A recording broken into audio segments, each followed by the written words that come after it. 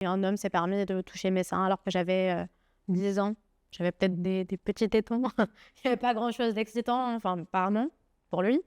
Donc, j'ai vraiment eu ce côté de... J'étais une proie, en fait, alors que j'étais juste une enfant avec un petit t-shirt Titi. Titi gros minet. Bon, il n'y a pas plus enfantin que ça. Je ressemblais pas à une petite femme. Je mettais pas des jupes... Et quand bien même, en fait. Et puis après, quand je me suis fait masser un jour en vacances, à 13 ans, au cadeau de mon papa, qui voulait absolument me faire plaisir, on était en vacances dans un super club au soleil. Et cet homme-là s'est permis de faire plus qu'un massage du dos. Voilà, sauf qu'il y a ce côté de blocage immédiat où on se dissocie du corps, où je pense que ça parlera à beaucoup de victimes malheureusement, j'espère que je trigger pas trop. Ce côté de on accepte les choses, on attend que ça se finisse, on bloque le corps, on bloque le cerveau et on patiente. Je pense que ces 2 petits épisodes-là, je dis petits épisodes parce que, entre guillemets, j'ai eu la chance que ça ne soit pas allé jusqu'à la pénétration.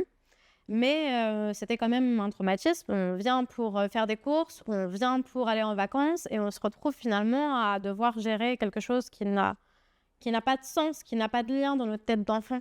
On ne comprend pas ce qui se passe, mais on sait que c'est pas normal, c'est pas juste.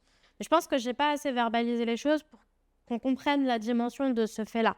Je m'en suis sortie, j'ai pas eu de traumatisme particulier. Par contre, ça s'est réveillé à l'adolescence, du coup.